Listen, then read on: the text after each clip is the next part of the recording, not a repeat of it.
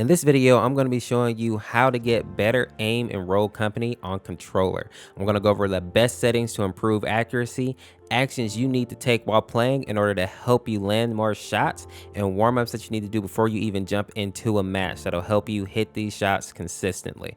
If you are new to the channel, make sure to go ahead and subscribe. We're putting out Roku content just about every day and also live streaming 3 days a week, so make sure to jump in for that. Let's go ahead and jump right into these tips. Now, before you even jump into a match, the first thing you need to do is make sure you take a look at your stick sensitivity.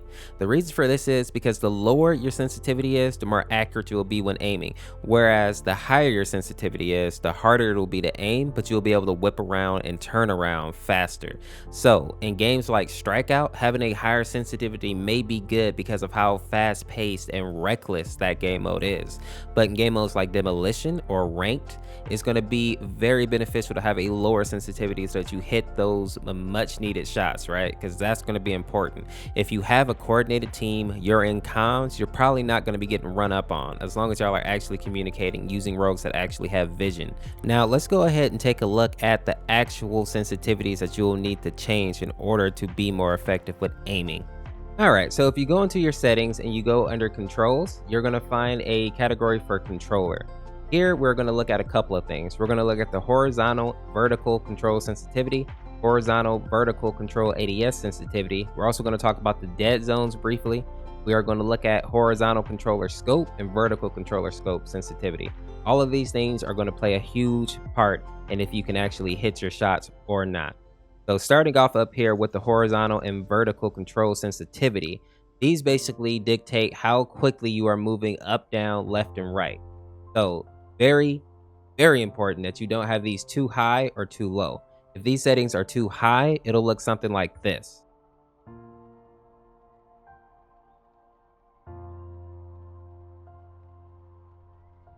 Whereas if these settings are too low, they'll look something like this.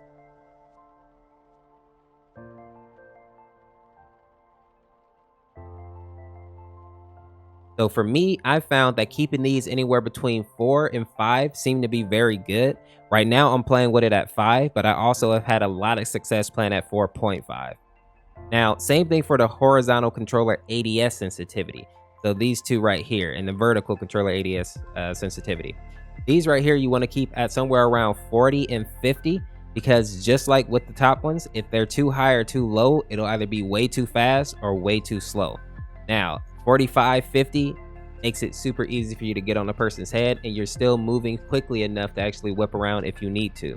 Now, when looking at these dead zones, I would say play around with and see what works for your controller. For me, I keep mine at 0.115. If I go any lower than that, then my controller starts to drift. So just make sure not to go below 0.15 or you will have some disastrous effects.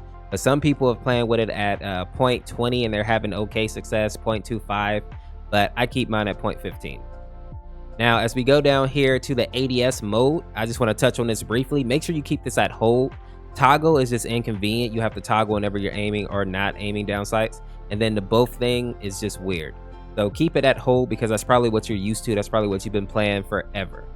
Now, the horizontal and vertical control scope sensitivity is only going to be used for weapons like the Mark IV or both a Phantom's weapon, the Aaron, and the full body. So any weapon that actually has a scope.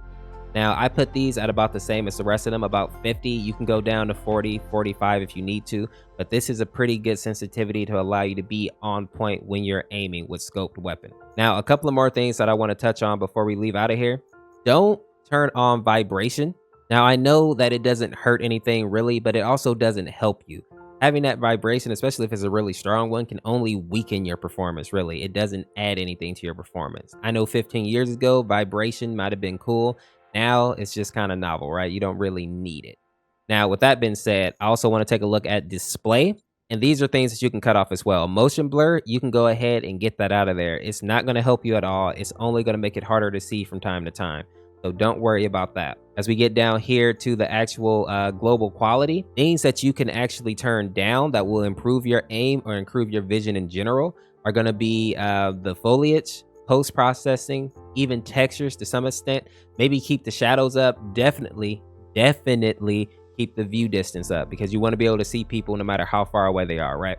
But keep that in mind. Some of these things you can take down if you need to. I know on PC or on PS4 it might not be as big of a deal, but on PC it's a big deal. So if you're playing PC with controller, keep this in mind.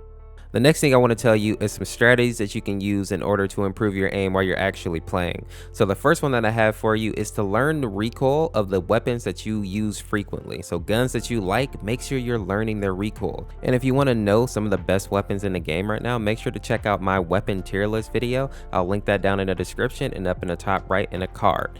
Now, what I like to do is just go right into the shooting range, and I actually pick a wall and just shoot at it with whatever weapon I want to get good with. So in this case, we're going to look at the LMP. As you see here, the LMP doesn't have a whole lot of recoil. It goes straight up and it goes slightly left and right a little bit, but for the most part, it's a really stable, really solid gun. Whereas the KA-30 goes up and to the right a little bit.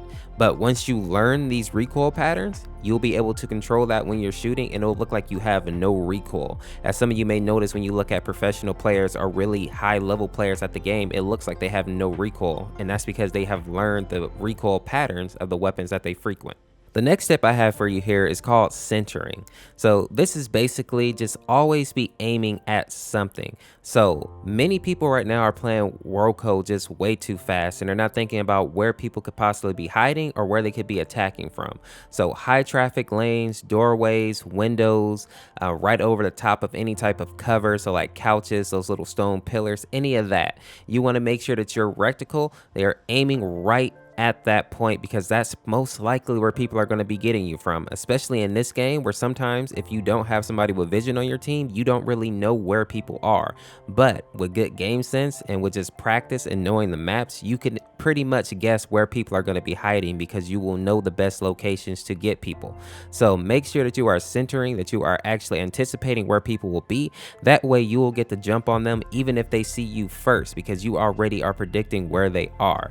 Now, will this work 100% of the time? No, but as you start doing it and practicing it, you'll get better at predicting where people are going to be on certain maps, and eventually it'll just be second nature. It'll be instinct.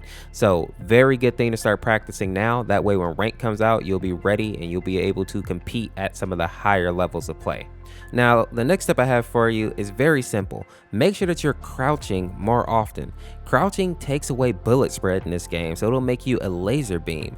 A lot of people get the jump on their enemies and they're just standing and shooting, and they wonder why sometimes the enemy can turn around, drop shot, and just completely demolish you, right? And when I say drop shot, I mean when they crouch down and just start spraying you or do that crouch spam.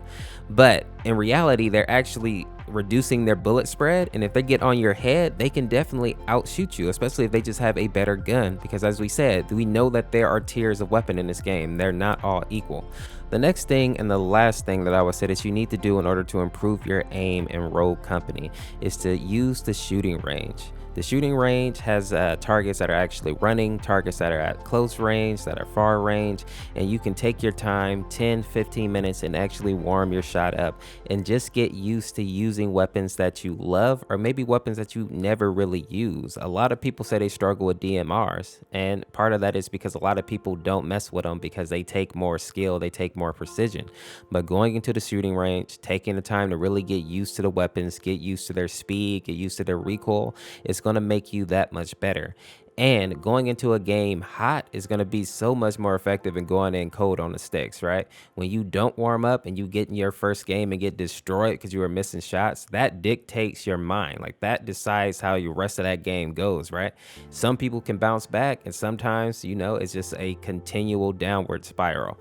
So people, those are going to be the tips that I have to improve your aim with controller on Rogue Company.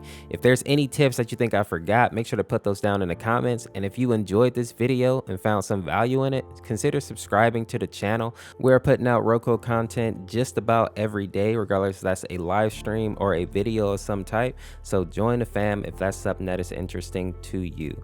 As always, people, I want to say thank you for watching. If you made it to the end of the video, give me a piece down in the comment section, and we'll see you tomorrow. This is Orsa Course. Peace, peace, peace, peace, peace.